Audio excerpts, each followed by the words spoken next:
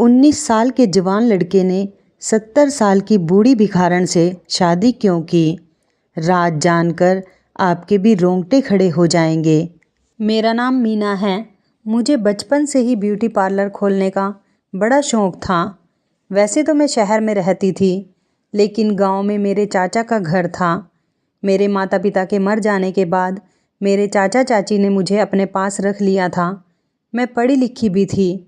मैं इंटर तक पढ़ी हुई थी और मैं अपने माता पिता की इकलौती बेटी थी।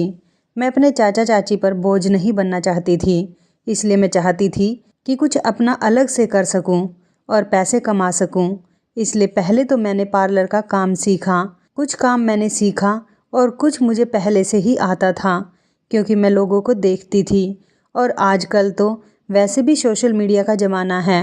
मैं सोशल मीडिया के थ्रू ब्यूटी पार्लर के कोर्स की नई नई वीडियो देख देख कर काफ़ी कुछ सीख गई थी।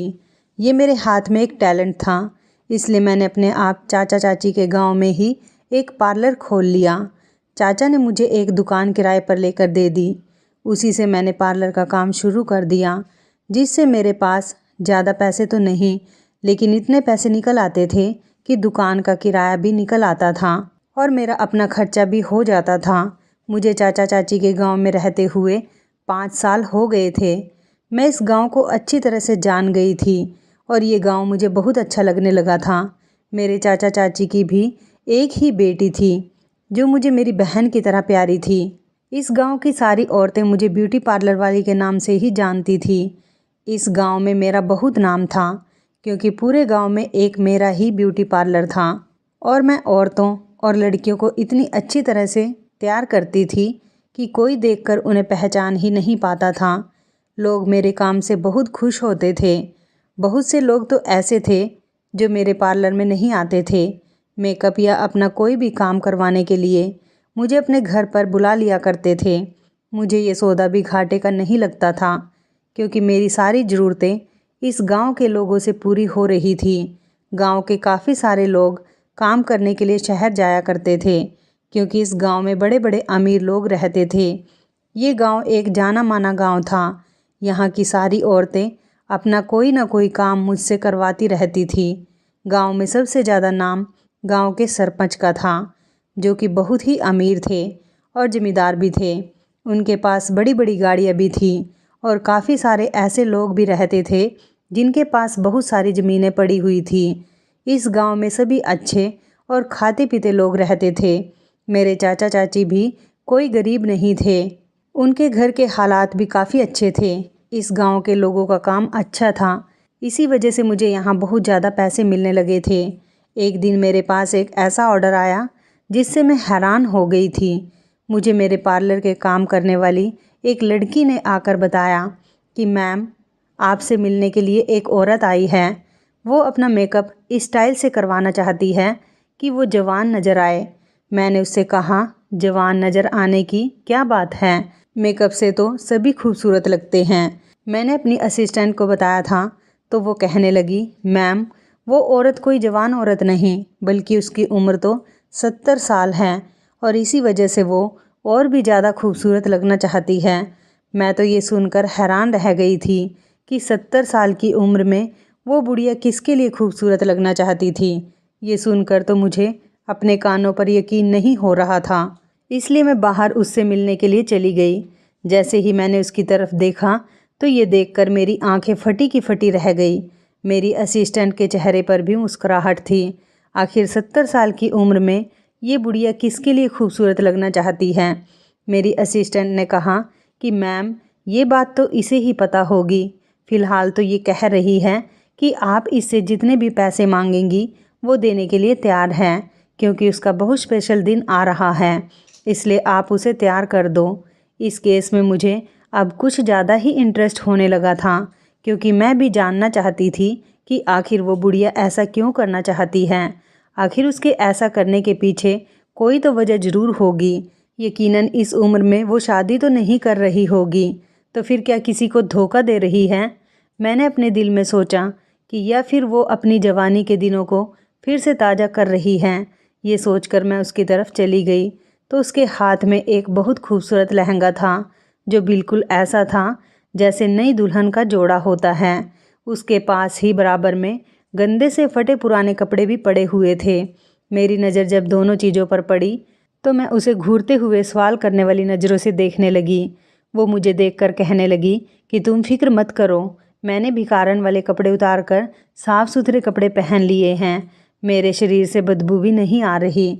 उसने बड़े अफसोस के साथ मुझे बताया था। मैंने उससे कहा, जी वो तो मुझे पता है, लेकिन आप ये खूबसूरत सा लहंगा किसके लिए लेकर आई हैं? ये तो दुल्हन पहनती है। मेरे ऐसा सवाल करने पर उसने अपना सिर झुका लिया और कहने लगी, आज मैं ही दुल्हन बनूंगी। मैं यह सुनकर बड़ी हैरान हो गई। मैंने कहा, आप दुल्हन बनोगी? मेरा मतलब कि आप दुल्हन क्यों बनोगी? इस उम्र में आप किसकी दुल्हन बनोगी? उसने कहा, बेटी मेरी शादी हो रही है और वो भी गांव के सरपंच के घर में, इसलिए तुम्हें मुझे अच्छे से तैयार करना होगा। मैं जल्दी से दुल्हन वाले कपड़े पहन कर आती हूँ, ज़रा मेरी मदद कर दो। तुम्हें तो पता है इस उम्र में ज़्यादा चला फिरा भी नहीं जाता। उसने अपनी लाठी मुझे दी और मेरा सहारा लेते हुए बाथरूम के अंदर चली गई, जहाँ पर उसने वो दुल्हन वाला लहंगा पहन लिया था। मैं इस बूढ़ी औरत को देखकर बड़ी हैरान हो रही थी कि इस 70 साल की उम्र में इस बुढ़िया से कौन शादी कर रहा है। ज़रूर वो कोई ऐसा ही इंसान होगा जो पहले से ही मौत के करीब जा रहा होगा, जिसकी उम्र लगभग 80-90 साल से भी ज़्यादा होगी, क्योंकि इस औरत में ना तो कोई खूबसूरती थी और ना ही कोई ऐसी क्वालिटी थी जिसकी वजह से कोई इसे पसंद करता, और फिर इसकी उम्र भी बहुत ज़्यादा थी। दूसरा, इसने अपने काम के बारे में बताया कि वो एक भिखारन है, लोगों से भीख मांग मांग कर गुजारा करती है। ऐसे में इससे कौन शादी कर रहा होगा? मैंने इस औरत से कुछ इसलिए नहीं पूछा कि कहीं इस बेचारी को मेरी बात का बुरा ना लग जाए। मैंने उसे अच्छी तरह से तैयार कर दिया। जो कुछ भी मैं कर सकती थी मैंने अपना बेस्ट करने की ही कोशिश की थी। अब वो पहले के मुकाबले काफ़ी बेहतर लग रही थी। शीशे में खुद को देखकर शर्माने लगी और कहने लगी, काश ये सब पहले होता, मेरी जवानी में भी कोई मुझे मिल जाता, लेकिन चलो कोई बात नहीं। उसने ये कहकर अपनी लाठी मुझसे वापस ले ली और बाहर को चलने लगी। मैंने कहा, आप इतना भारी लहंगा पहनकर चल नहीं पाओगी, मैं आपके साथ चलती हूँ। वो कहने लगी, अरे नहीं बेटा, गाड़ी और ड्राइवर मुझे लेने के लिए आ गए हैं। उसने मेरी तरफ देखकर मुस्कुरा कर कहा। मैं हैरान हो गई कि अगर ये एक भिखारन है तो गाड़ी में क्यों जा रही है। मैंने देखा कि वो गांव के सरपंच जी की गाड़ी थी, जिसे देखकर मैं हैरान रह गई थी। ये सरपंच जी को क्या हो गया था? ये तो अभी सिर्फ 50-60 साल के होंगे। ये कैसी हरकतें कर रहे हैं? कहीं इस बूढ़ी औरत से शादी तो नहीं करने वाले हैं? मैंने दिल में सोचा। मैं ये बातें अभी सोच ही रही थी कि गाड़ी से ड्राइवर उतरा और मेरी तरफ इनविटेशन कार्ड बढ़ाते हुए कहने लगा, माफ़ करना मैडम, हम ज़रा लेट हो गए, लेकिन मैं आपको शादी का इनविटेशन दे रहा हूँ। आपको हमारे साथ शादी में ज़रूर चलना होगा। आप भी गाड़ी में बैठ जाओ। आपने दुल्हन को तैयार किया है, इतना तो हमारा भी हक बनता है कि आपको शादी में इज्जत से बुलाएं और आपकी खूब खातिरदारी करें।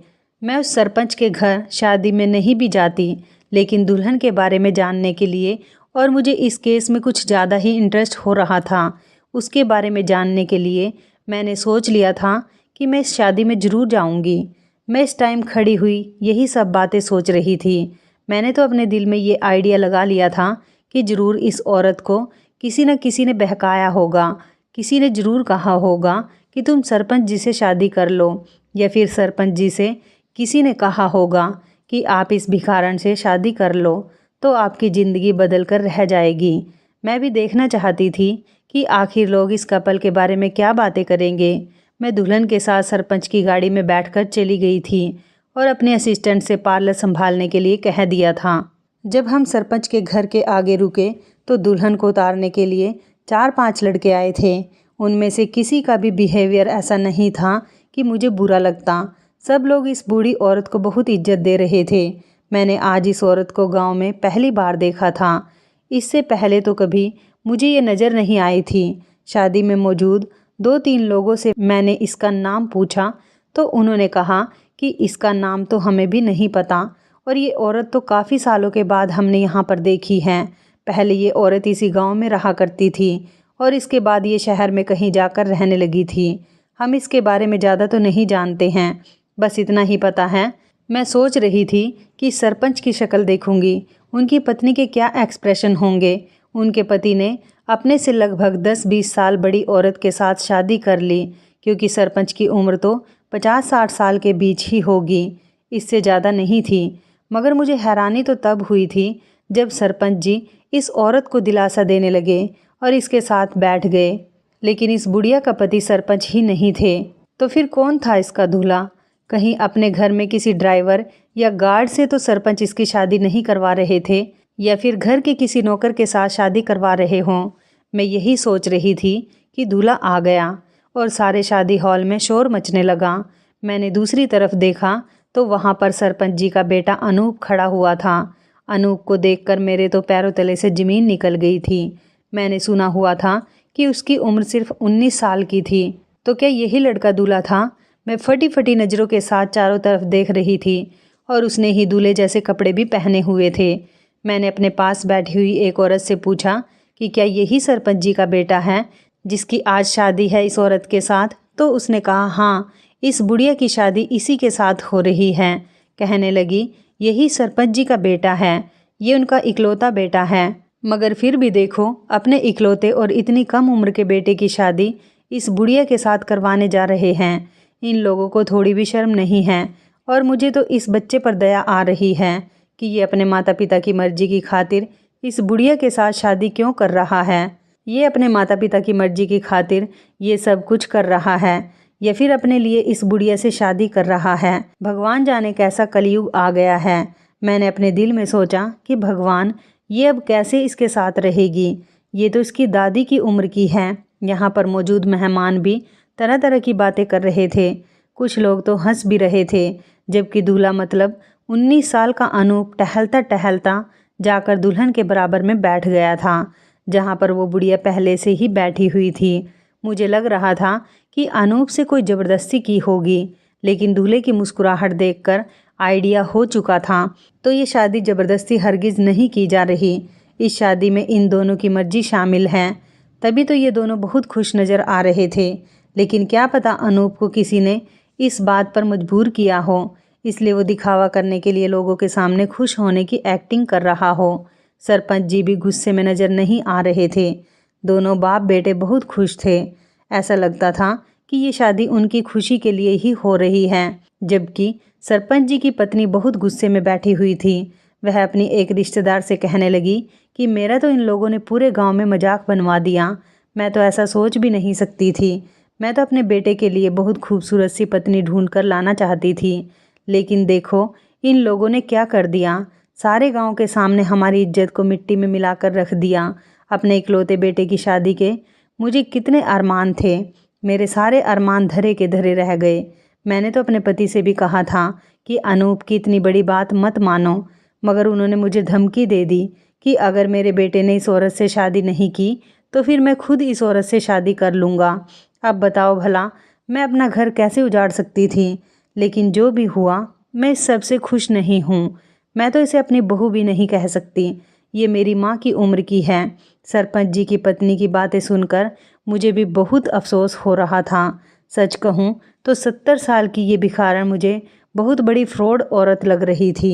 उसके चेहरे के एक्सप्रेशन ऐसे थे जिन्हें देखकर ऐसा लग रहा था कि वो बहुत इंटेलिजेंट औरत है, लेकिन फ़िलहाल वो अपना सिर झुकाकर बैठी हुई थी। इस तरह से बैठी थी जैसे आज उसकी सबसे बड़ी चाहत पूरी हो गई हो। मगर उसकी नज़र जैसे ही मुझ पर पड़ी, उसने मुझे इशारे से अपने करीब बुला लिया।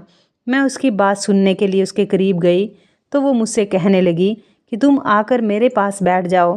कभी कभी मुझे खुद को सेट करना होता है, तो फिर तुम्हारी हेल्प की ज़रूरत होगी। मैं हैरान थी कि इस औरत में कॉन्फिडेंस है, जबकि शादी में मौजूद सारे लोग उस पर हंस रहे थे, मगर उसे तो किसी बात की कोई परवाह ही नहीं थी। वो तो बस अपने खूबसूरत लगने पर ही ध्यान दे रही थी। थोड़ी देर के बाद शादी की सारी रस्में ख़त्म हुई और शादी भी हो गई। मेहमान भी खाना खाकर धीरे धीरे जाने लगे थे, मगर इस औरत ने मुझसे कहा कि तुम मेरे पास ही रहो। उसने मुझे अपने पास से कहीं जाने ही नहीं दिया। कहने लगी, मुझे तुमसे कुछ बातें करनी हैं। मुझे उसकी इतनी मोहब्बत और अपने ऊपर इतना ज़्यादा ध्यान दिलवाने की कोई ज़रूरत नहीं थी। मगर मुझे पता नहीं क्यों ऐसा लग रहा था कि सरपंच जी के परिवार की इस औरत के साथ रहकर मुझे बहुत कुछ मिल सकता है। मैं चुपचाप उस औरत के साथ बैठी रही। मुझे ना जाने क्यों ऐसा लग रहा था कि जैसे वो मुझसे अकेले में भी कोई बात करना चाहती है, मगर बार बार वो कुछ कहते कहते रुक जाती थी। थोड़ी देर के लिए मेहमान इधर उधर हुए तो उसने मेरे कान में कहा कि तुम रात को मेरे साथ मेरे कमरे में ही रुक जाना, कुछ दिन मेरे साथ यहीं पर रह जाओगी तो मैं तुम्हें बहुत अच्छे पैसे दूंगी, क्योंकि मुझे एक पार्लर वाले की बहुत सख्त ज़रूरत है। तुम मुझे बड़ी अच्छी लड़की लगी हो। तुम्हें तो पता है कि मेरी उम्र इतनी ज़्यादा हो गई है, अब इस उम्र में मुझे ज़्यादा मेकअप करना भी नहीं आता। मैंने तो सारी ज़िंदगी भीख मांग कर ही अपने बच्चों का पेट पाला है। लेकिन तुम्हें शायद मेरी बात समझ नहीं आएगी, क्योंकि तुम शादीशुदा नहीं हो। तुम्हें क्या पता कि किस तरह से मर्दों को अपनी तरफ अट्रैक्ट करना होता है। बस तुम मुझे तैयार कर देना। मैं हर मौके पर खूबसूरत दिखना चाहती हूँ। मैं तुम्हें इतने पैसे रोज़ दूंगी जितने तुम अपने पार्लर में एक दिन में भी नहीं कमा पाती होगी। मैं अच्छी तरह से जानती हूँ कि ये एक गांव वाला इलाका है। यहाँ पर औरतें तुम्हें ज़्यादा से ज़्यादा काम करने के 500 या फिर 600 से 700 रुपये देती होंगी, और तुम जैसी गरीब लड़की के लिए ये बहुत बड़ी बात है। मुझे तो इस भिखारन पर हैरत हो रही थी कि एक ही घंटे में अपनी शादी करने के बाद वो अपनी औकात कैसे भूल सकती है। मैंने उससे कहा कि चलो, तुम जैसा कहोगी वैसा करने के लिए तैयार हूँ, और अगर तुम अपने पति के साथ खुश रहना चाहती हो तो अपने पति के लिए तुम्हें खूबसूरत दिखना पड़ेगा, जिससे तुम्हारा पति तुम्हारा दीवाना हो जाएगा। लेकिन मुझे एक दिन के काम के लिए लगभग तुम्हें 10,000 रुपये देने होंगे, तो मैं तुम्हारे साथ रहूँगी। उसने मेरी तरफ देखते हुए कहा, इसका मतलब यह है कि तुम आज रात भी रुक जाओगी। मैंने कहा, क्यों नहीं, अगर तुम मुझे अभी पैसे दे दो तो मैं आज से ही तुम्हारे साथ रुकने के लिए तैयार हूँ। उसने मुझसे कहा, अरे तुम तो बड़ी लालची हो, तुम बिल्कुल मेरी तरह लगती हो। तुम्हारा भी बड़ा एक्सपीरियंस है कि इंसान की जेब से पैसे किस तरह से निकालने हैं। उसने अपने हाथों में लिया हुआ गोल्डन कलर का पर्स उठाया और उसको खोलकर मुझे 10,000 रुपये दे दिए। मैं हैरान हो गई थी कि उसने मुझे फ़ौरन ही 10,000 रुपये कैसे दे दिए थे, जबकि यह गरीब और भिखारी इंसान के लिए 10,000 रुपये बहुत बड़ी रकम होती है। मैंने उसके हाथ पैर देख लिए थे। वैसे वो लगती तो किसी शरीफ परिवार की ही औरत थी, मगर पता नहीं क्यों मुझे ऐसा लगता था कि ये कहानी कुछ डिफरेंट है। वो फिर से मुझे देखती हुई कहने लगी, आज मेरा पति मेरे कमरे में आएगा और इससे आगे मैं क्या कहूँ। मेरी उम्र हो गई है। तुम तो काफ़ी समझदार हो ना। तुम जानती हो कि मेरी उम्र कितनी हो गई। मैंने ये शादी अपने पति की खुशी के लिए ही की है, लेकिन अब तुम खुद ही बताओ कि मैं इस उम्र में शादी की कुछ ऐसी रस्में जिनको मैं पूरा नहीं कर सकती, वो कैसे कर सकती हूँ। मैं उसकी बात को समझ गई थी कि वह क्या कहना चाह रही है भला। वो औरत बड़ी समझदार मालूम होती थी और कहने लगी, तो बस इसलिए मैं चाहती हूँ कि तुम मेरे साथ रुको। मैं इन लोगों से कह दूँगी कि तुम मेरी फ्रेंड हो, जिसे मैंने यहाँ पर बहुत टाइम के बाद देखा है, और ये कि तुम भी मेरी तरह शहर से आई हुई हो। मैं उनकी इस बात पर हंसने लगी और कहने लगी, आपकी और मेरी उम्र में बहुत फ़र्क है। मैं आपकी पोती की उम्र की हूँ। आखिर कोई इंसान इतनी आसानी से बेवकूफ़ नहीं बन सकता। तो वो कहने लगी, चलो, तो मैं ये कह दूँगी कि ये अभी मेरी नई नई फ्रेंड बनी है। मैंने कहा, चलो ठीक है। मैं इस औरत की बात को अच्छी तरह से समझ गई थी और मुझे ये भी पता चल चुका था कि मुझे इसके लिए क्या करना है और ये मुझे पैसे क्यों दे रही है। मैं इसकी बातें समझकर बहुत ज़्यादा खुश हो गई थी, क्योंकि मुझे काफ़ी सारे पैसे मिलने वाले थे। एक तो इसके पास अपने पैसे भी होंगे, और दूसरा कि अब इसे शादी में आए हुए मेहमानों ने भी पैसे दिए थे। शादी पूरी हो जाने के बाद वो मुझे अपने कमरे में लेकर चली गई थी। जाहिर सी बात है, सरपंच की पत्नी मतलब इस बुढ़िया की सास, जो इससे लगभग 30 साल छोटी थी, वो इससे बात नहीं करना चाहती थी। वो अपने कमरे में चली गई थी। पीछे वो औरत अकेली रह गई थी। उसने मुझे अपना नाम महेश्वरी बताया था। महेश्वरी ने कहा कि मेरा पति मुझसे इतनी मोहब्बत तो नहीं करता जितनी लोगों के सामने दिखा रहा है, लेकिन क्या पता इसका क्या मतलब हो, क्योंकि मर्द का तो कोई भरोसा नहीं। इसलिए तुम मेरे साथ चलो। मैंने तुम्हें सब कुछ अच्छी तरह से समझा दिया कि तुम्हें क्या करना है। मैं माहेश्वरी को लेकर उसके नए कमरे में चली गई थी। उसका लहंगा बहुत भारी था, इसलिए उसे चला भी नहीं जा रहा था। मैंने माहेश्वरी से पूछा, अच्छा ये बताओ कि आपकी लव मैरिज हुई है या फिर आपके साथ ज़बरदस्ती की गई है। तो वो हंसने लगी और इतनी ज़ोर ज़ोर से हंसने लगी कि हंसते हंसते उसका पेट दुखने लगा। उसकी आंखों से आंसू आने लगे थे। वो अपने आंसू साफ करते हुए कहने लगी, हाँ मैंने ये शादी लव मैरिज ही की है, लेकिन अभी तुम्हें इसकी हकीकत नहीं बताऊंगी क्योंकि अभी मुझे तुम्हारा भरोसा कायम करना है। फिर तुम्हें अपनी सारी कहानी सुना दूंगी। और उसके बाद वो खामोश हो गई। फ़िलहाल मैंने उसके कपड़े चेंज करवा दिए थे। कपड़े चेंज करते ही वो खुश हो गई थी और कहने लगी कि मैं तुम्हें एक गिफ्ट दूंगी, लेकिन अब तुम्हें मेरी एक बात सुननी होगी और इस बात पर ध्यान देने के बाद तुम्हें अगर मेरे साथ वफ़ादारी करनी हो तो बता देना, मगर मेरे राज के बारे में किसी को मत बताना क्योंकि मैं अकेली भी ये काम कर सकती हूँ, लेकिन क्योंकि तुम जवान लड़की हो और इस गांव की भी नहीं हो तो मुझे तुम्हारी मदद की ज़रूरत है। मैंने उसको बताया कि मैं इस गांव में ही 5 साल से रह रही हूँ क्योंकि शहर में मेरे माता पिता मर गए। अपने शहर वाले घर को छोड़कर अपने चाचा चाची के साथ इस गांव में रह रही हूँ। ये पूरा गांव मुझे अच्छी तरह से जानता है। तो वो कहने लगी, अच्छा चलो ठीक है, लेकिन मुझे तुम्हारी मदद की ज़रूरत है। तुम्हारे बारे में किसी को कुछ पता नहीं चलेगा। मैं कमरे में बैठी रही थी। मुझे ज़्यादा हैरत नहीं हो रही थी कि इसका पति अभी तक क्यों नहीं आया था।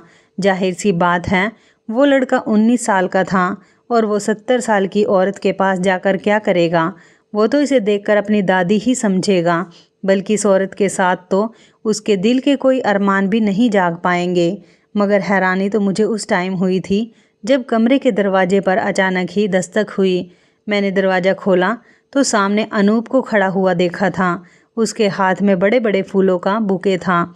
उसमें बहुत सारे रंग के फूल थे और साथ ही एक गिफ्ट भी था। उसने अपने हाथ में पकड़ रखा था। ये सब देखकर मुझे बड़ी हैरत होने लगी। मैंने अनूप से कहा, क्या है ये सब?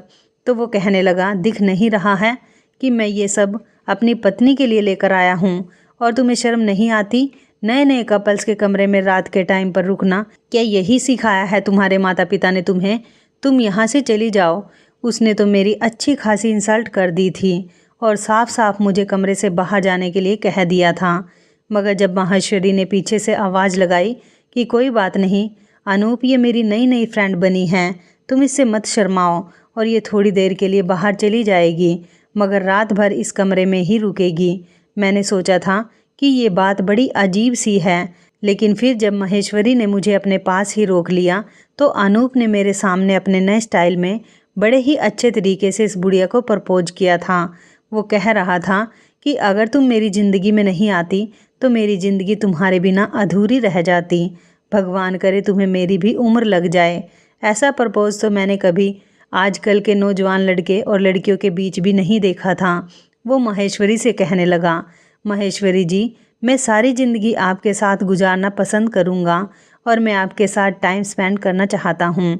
माहेश्वरी तो बड़ी खुश हो रही थी, लेकिन साथ ही साथ किसी गहरी सोच में भी चली गई थी। फिर अनूप को ये कहकर भेज दिया कि मैं कल से तुम्हारे साथ टाइम स्पेंड करूँगी।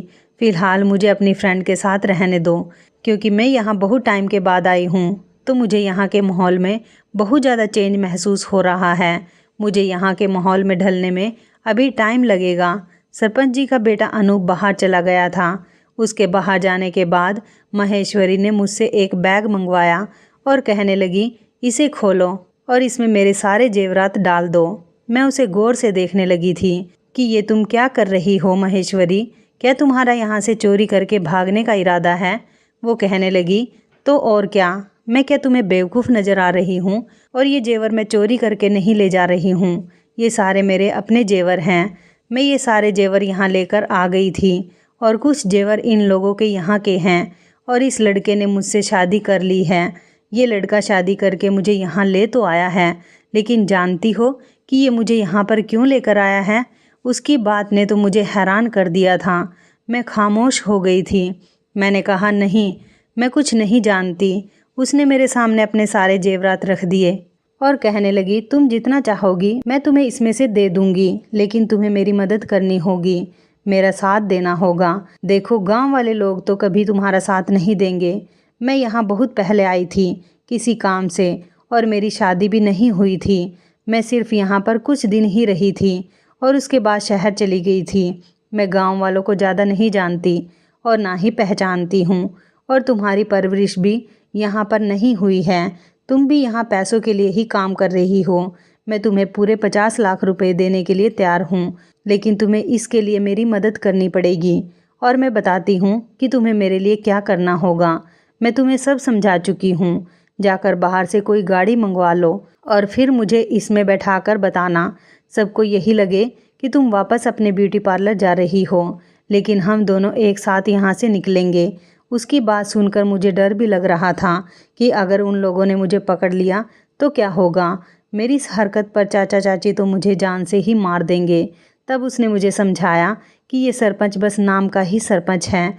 इनके पास उनके घर के अलावा और कोई ऐसी ताकत नहीं कि ये तुम्हें कुछ भी कह सके। मैं इससे ज़्यादा ताकतवर हूँ और मेरे पास जो ताकत है इसका तुम आइडिया भी नहीं लगा सकती हो। तुम खुद सोचो, मेरे पास एक ऐसी ताकत है कि एक 19 साल के लड़के ने 70 साल की उम्र में मुझसे शादी की है। वैसे इस औरत की बात में दम तो था।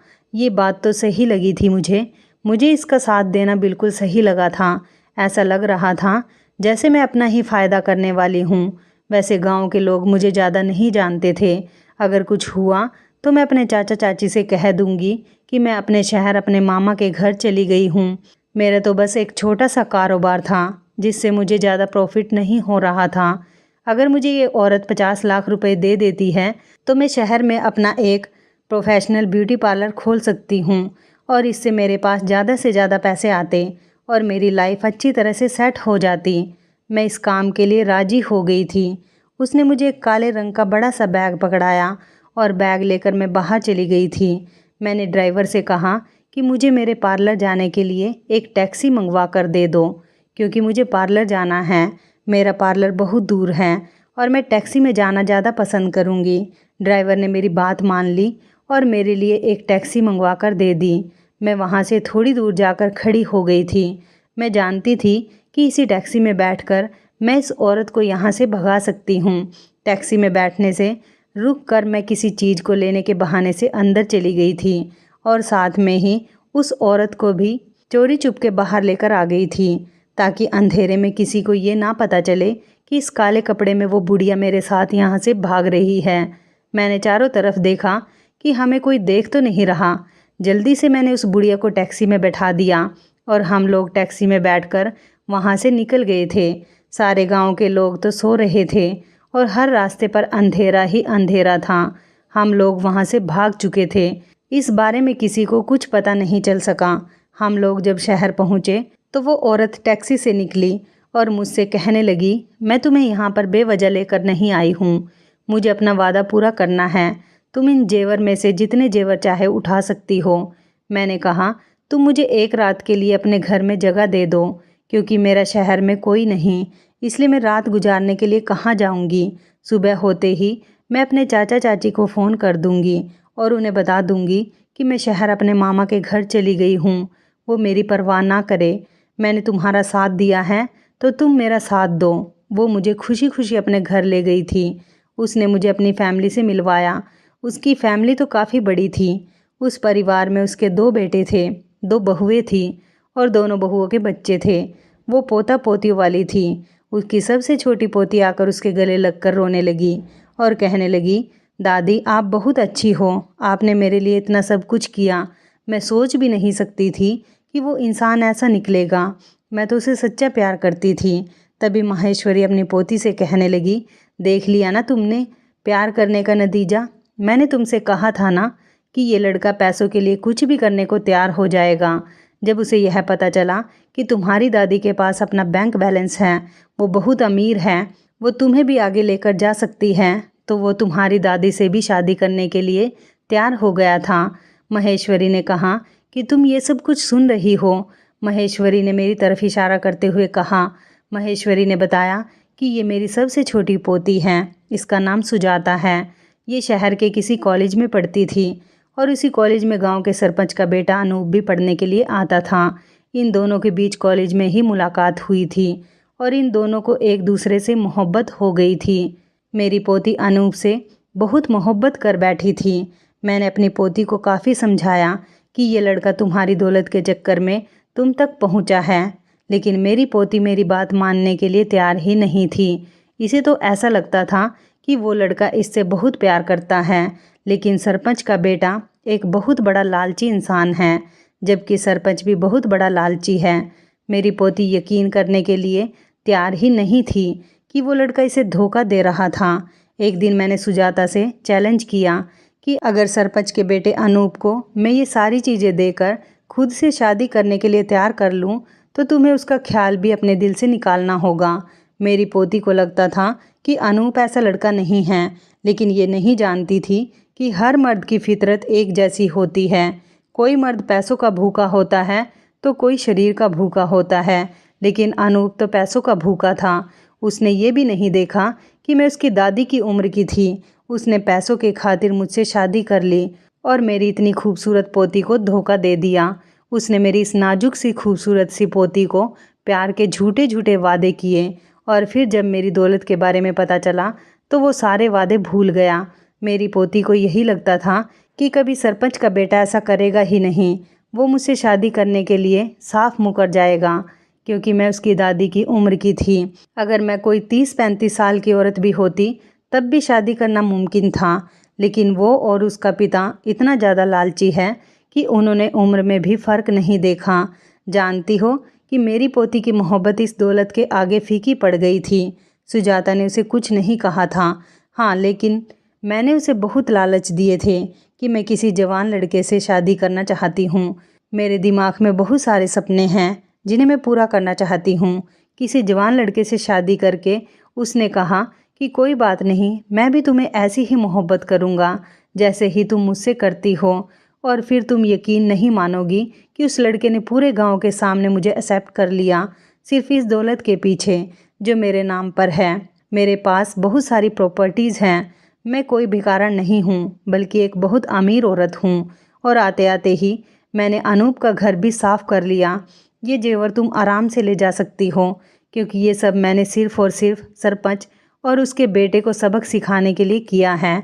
और उन दोनों बाप बेटे को सबक सिखाना भी ज़रूरी था, जो पैसों के पीछे मेरी पोती की ज़िंदगी बर्बाद करने चला था। भगवान जाने उसे किस चीज़ की कमी थी। उसके पास अच्छा घर है, माता पिता हैं, गांव में बहुत इज्जत है, सब कुछ था उसके पास, लेकिन फिर भी वो और उसका पिता इतने लालची थे कि एक बूढ़ी औरत को भी अपनाने पर तैयार हो गए थे। मैंने ऐसी मोहब्बत पर धोखा कभी देखा भी नहीं, लेकिन अपनी पोती को समझाने के लिए क्या क्या नहीं कर लिया। मैं अपनी पोती को इस लालची इंसान के हवाले नहीं करना चाहती थी और अपनी पोती के सामने सारी सच्चाई लाना चाहती थी, इसलिए मैंने ये सब कुछ किया। भगवान का शुक्र है कि तुमने मेरा साथ दिया, वरना पता नहीं मैं अपनी पोती को इस झूठे प्यार की हकीकत समझाते समझाते कहाँ जाकर फंसती। भगवान की कृपा है, मेरी पोती की आंखें खुल गई। महेश्वरी तो ये बात करके अपने कमरे में चली गई थी, मगर मैं खड़ी हुई वहाँ पर ये सोच रही थी कि सरपंच और सरपंच के बेटे से जो महेश्वरी ने शादी की है, अब उसका क्या होगा। वैसे तो महेश्वरी विधवा औरत है, लेकिन अगले दिन मेरी ये गलतफहमी भी दूर हो गई थी।